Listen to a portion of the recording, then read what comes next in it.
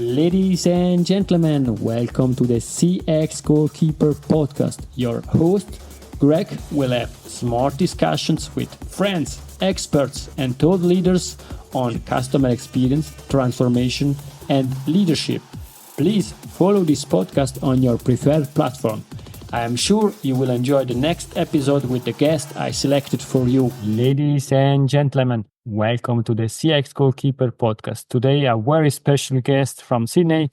Hi, Chris Brown. How are you? I'm very well, Greg. Lovely to see you, and it's great to be here with you. Thank you very much for your time. It's a long time that I wanted to discuss on this podcast your incredible book, The Customer Culture Imperative, a leader's guide to driving superior performance. And now it's time to have this discussion. I'm super thrilled and super keen to kick off this discussion. As usual, before going into the details of the book, we would like to learn something about you. And therefore, Chris, could you please introduce yourself? Yeah, thanks. So, my background actually, career-wise, was with Hewlett-Packard early on. So I started my career at 19 at HP. And that was really, quite formative for me. I mean, HP is really the business that was the original business in Silicon Valley in California. And so, it was a very engineering-driven company, but also a very customer-centric company. So it was really, it shaped my view of business substantially. And Bill and Dave Packard were still alive when I sort of joined many years ago. And what I saw in them was, this company that was really dedicated to creating great products, but meeting customer needs really effectively. And also very concerned about employees and creating career paths and a great environment for employees. So it really brought all of those things together that I've then since sort of dedicated my career to is, creating customer-centric cultures in organizations. And therefore, I'm super keen to ask the next questions. Which core values drive you in your professional career? So for me, I think one of the core values is how you create value for others. And, my grandmother lived to 100 years of age, and she was very influential on me also.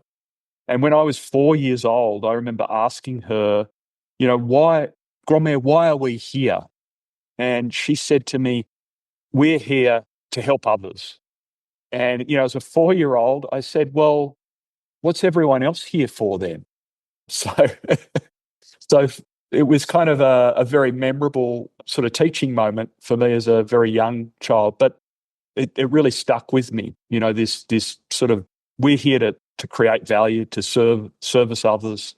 And so that's been a core value of mine is how do we create value for others? How do we serve others? How do we make other people's lives better? And by doing that, effectively making our own lives better as well. So I think that's certainly a core value. And I think the other things that relate to that is how do you do these things consistently and sustainably over time? So, it's easy to say, yes, I'm concerned about this today, but am I consistent in that concern over time? And they're the things that really endure, I think. But yeah, that's probably the essence of it. Thank you very much for your introductions. Now we know a bit more from our top players today. Chris Brown, let's go into the game. Let's start a discussion about the customer culture imperative, a leader's guide to driving superior performance. First of all, could you please share your definition of customer culture? Yeah, so a customer culture is really an organization that puts customers at the center of the conversation. So it's a business that's really focused on who are our customers and how do we create value for them and how do we continue to do that better than anyone else. So that's the central driving force of the organization. And that differs a bit from maybe a product-centric focus where we're really focused on building something. And that may or may not be delivering value to customers. And over time, sometimes it misses, that. So I think that's a nice contrast, and I think many of us would be aware of Amazon and their organization and how they've operated, but they've certainly been a business that I think have executed a customer culture at a really high level, right? They're always starting with customer needs first and then working back and saying, okay, these are the needs customers have. This is the problem that they have. How do we solve that? And they're agnostic to how they solve it. It could be a range of technology, service, solutions, and so on. And so, that's been a philosophy that's worked well for them. And I think it works well for most successful businesses. I fully agree with you. And I think that's extremely important that this culture, these values are not only written on the top of the door, but it's are really the behaviors and the belief of the people in this company. And in your book, you're defining 7 disciplines for a customer culture. We are not going to explain all of them. If somebody wants, he or she should buy the book. It's worth it. Yeah. Or get it out of the shelf and read it again, because I know that a lot of people already have this book. Which of these 7 disciplines is, from your point of view, the most challenging for organizations? Yeah, it's interesting. I think that the most obvious one for companies is customer insight. And so that's really about your existing customers and paying attention to their needs and so on. And I think most businesses can always improve in that area. I think part of what we've seen, if I think about all the engagements we've had over many years, the ones that really are challenging for companies is to think more about the future. And so it's more the future disciplines that are related to customer foresight. Where's the market going? How are needs evolving? How are they changing? What tends to happen, and this is natural for all of us, is we get used to doing things the way that we do them and what's working for us. And when things change, it's hard for us to kind of see those changes happening because we like what we're doing. It's working for us. We're in our comfort zone. And those changes are maybe challenging us and they're not in our comfort zone. And it's the same for organizations. So those foresight disciplines are kind of the most challenging ones. So customer foresight and then competitor foresight, which is what new competitors are going to come and change the game and change the way things are done. So they're typically the ones that companies struggle with the most. And more than anything, it's a matter of ensuring that people are having conversations about where the business is going and what trends are happening. I mean, we're seeing a lot of those right now, aren't we, with artificial intelligence is taking over the world in terms of having an impact on all sorts of different elements of a business. And so that's a real factor that's changing the way in which all of us need to do our work, both individually and at a company level. And so that's probably a good example of the companies that are going to be really successful are those that are integrating these new realities, these new powerful tools, and using them for their advantage. So, those future ones are the most challenging for people to use because we get caught up in the existing business. So, yeah. And an example, I was teaching at a university here in Switzerland, and then I asked to the audience, we spoke about different types of this source of your book, and we were speaking about customer insights. That was understandable. When I asked the questions to them, who are your customers of the futures? Then everybody said, I don't know. And therefore, perhaps you as the expert and helping a lot, and you helped a lot of organizations. How are you helping, supporting this organization to think about the future? Yeah, that's a great question. So, I think a lot of this comes down to peripheral vision is one of the disciplines. And peripheral vision is this idea that we're really looking at things that maybe aren't directly in our line of sight, but technologies and social trends and obviously the big political changes that are happening right now in the US, and thinking about how are those things going to impact us and trying to envisage that. So having a conversation around what will these technologies do to change the way in which we do business in the future, and to try and envisage that. So it's really workshopping those types of activities and having a conversation about that. And so what we'll typically do is get a group of leaders together and say, look, this is a significant technology trend that's coming. What are all the implications of that? How are we going to do business differently because of this technology? What are new ways of thinking about that? What are 10 ideas that we can come up with to change the way in which we do things. So it's really future-orientated thinking and trying to envisage a new future and a new way of doing business. So it's really, that's the best way to do it. And the best way to do it also is collaboratively, because each of us have our own experiences of these new technologies and use them differently and have different lens on that and a different view of it. And so bringing people together with those different perspectives is a really powerful way to do that. I mean, you get better peripheral vision through collaboration. And so what I'd say about all these disciplines, there's these 7 disciplines we outline in the book, but they're all interrelated. So the collaboration piece, which is one of those, is super important, right? The ability to talk with different people with different backgrounds, ideas, different frameworks, different maybe formal training, engineers working with HR people, and you get interesting ideas that way. Thank you. And another really interesting ideas that you are sharing is the market responsiveness index. How can companies leverage the market responsive index to drive customer-centric initiative? It's a great question. So one of the challenges that we've always found in this area of customer centricity and a customer culture is it's quite fuzzy and vague, and everyone's got a different view of what it is. And so what we wanted to do was create a model, which we call the Market Responsiveness Index, which is a measurement and research framework for an organization to implement in their business. And so you can think of it as an MRI for your business, just like you have an MRI for your body. So it's a similar sort of thing. We're looking inside the organization to understand, how customer-centric are we? Are we doing some of these things? Aren't we? How well are we doing them?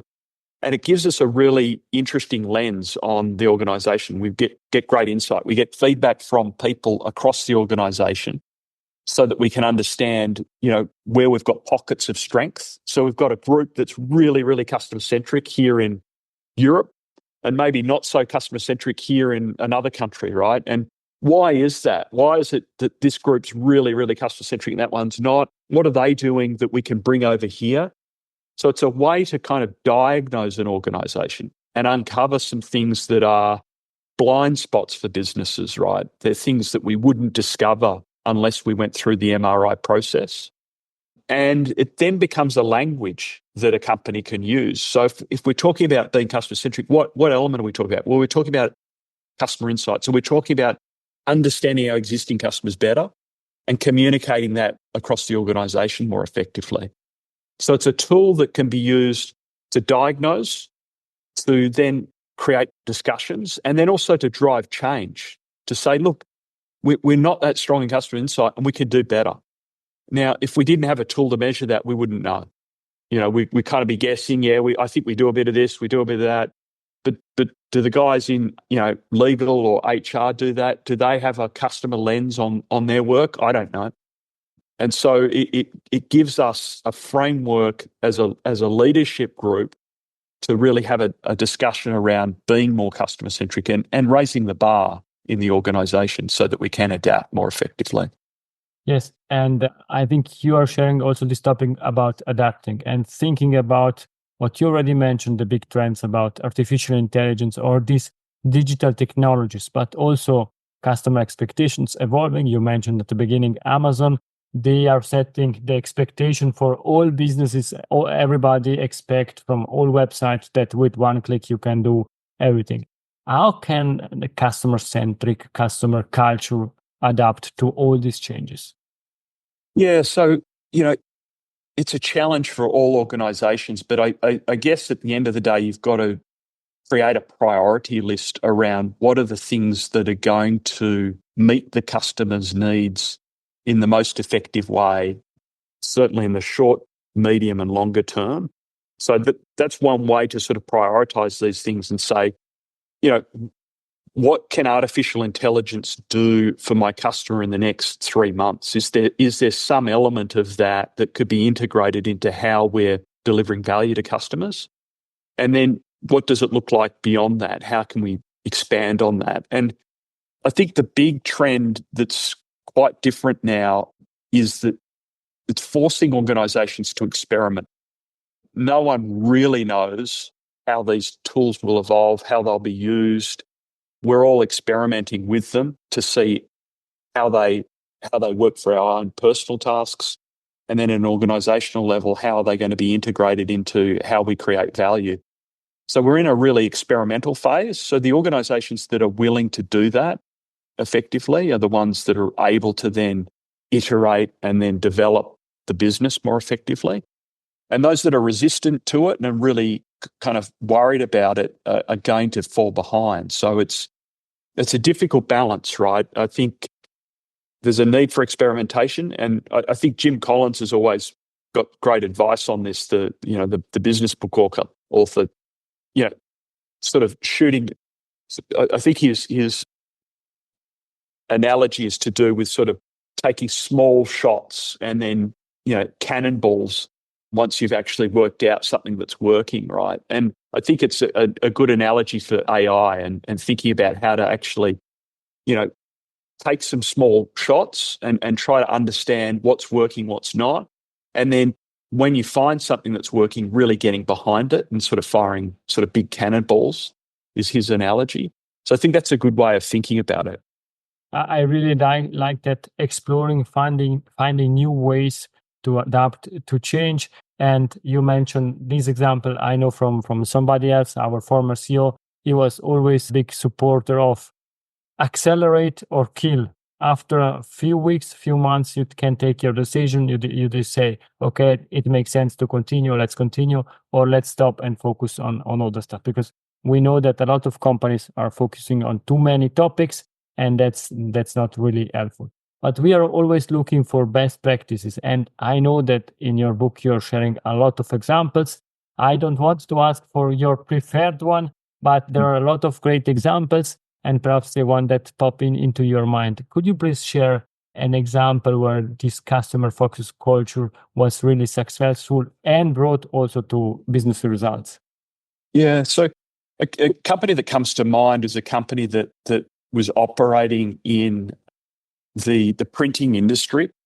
So this is a business that sells, photocopiers, large format products. And, for many years, they were a challenger business. So I think in particular, the MRI works really effectively, both with leaders, but also with challengers in the marketplace.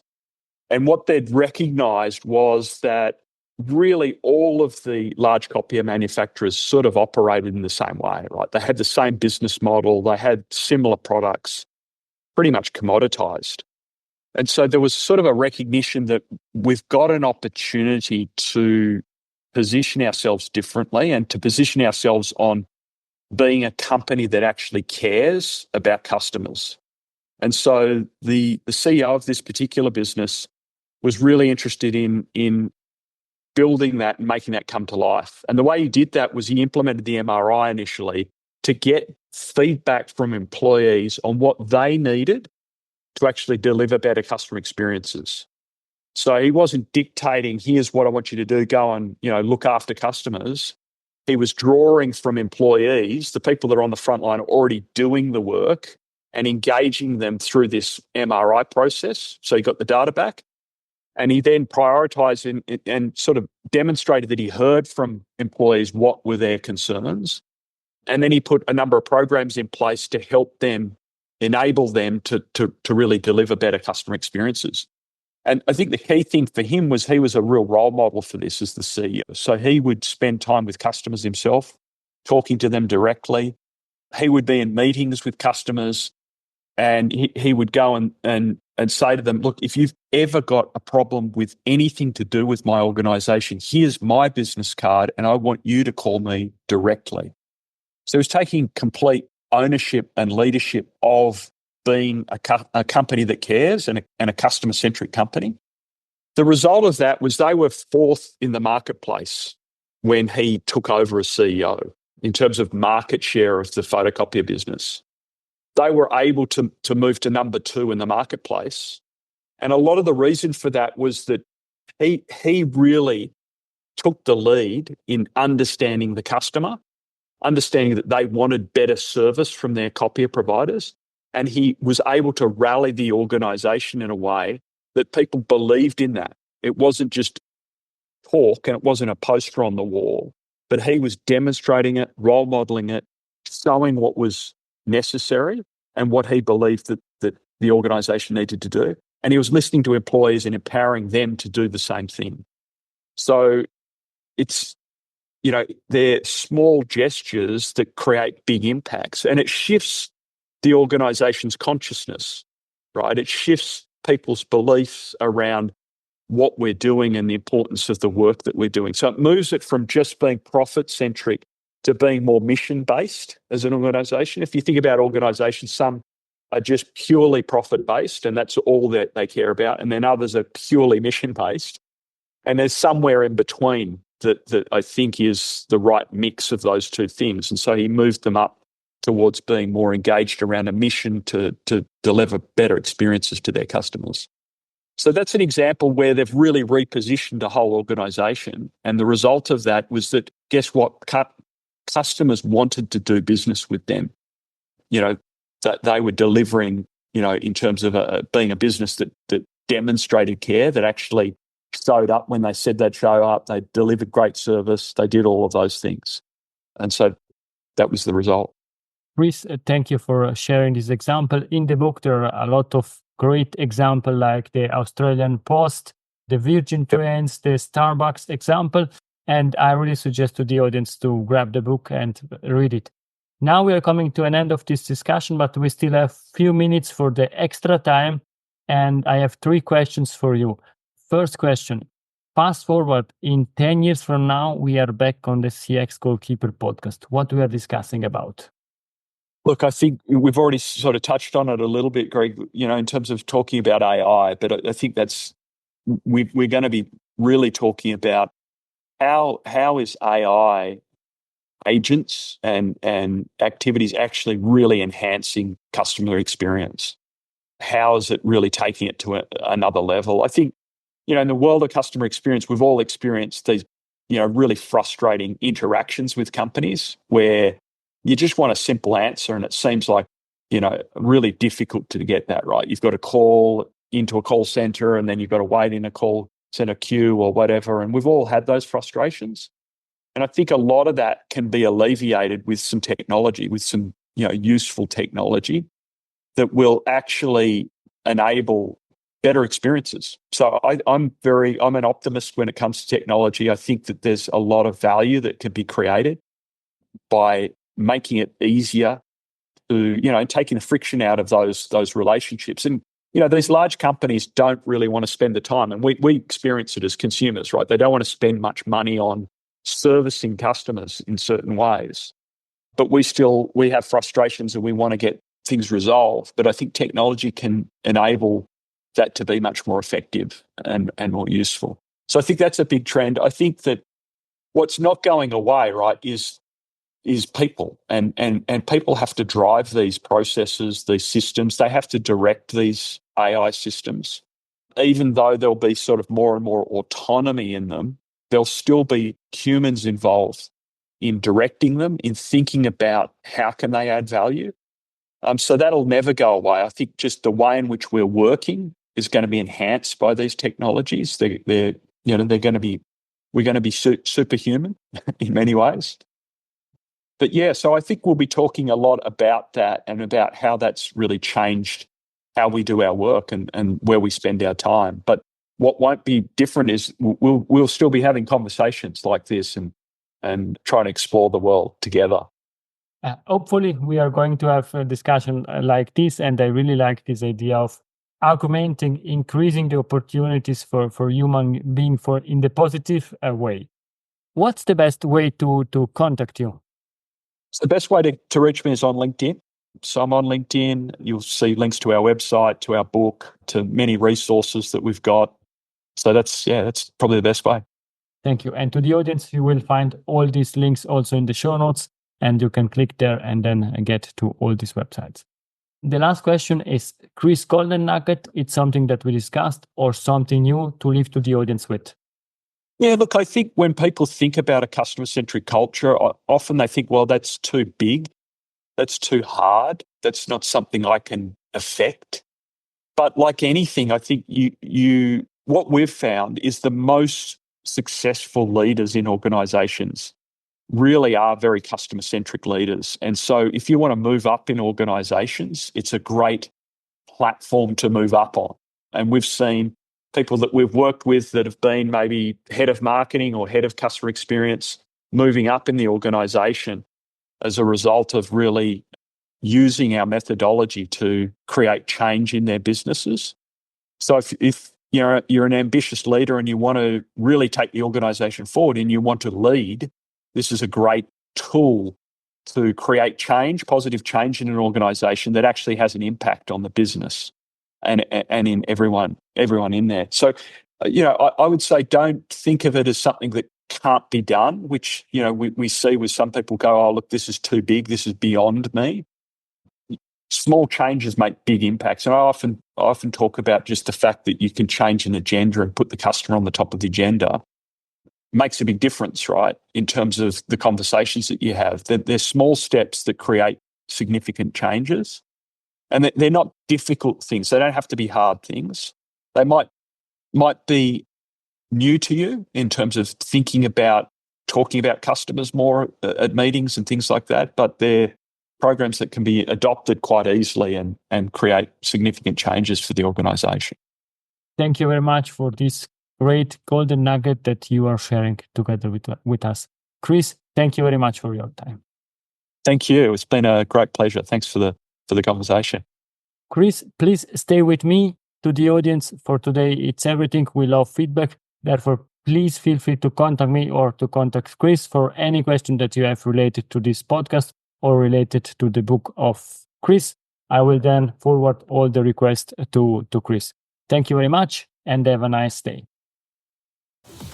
If you enjoyed this episode, please share the word of mouth. Subscribe it, share it. Until the next episode, please don't forget, we are not in a B2B or B2C business, we are in a human-to-human environment. Thank you.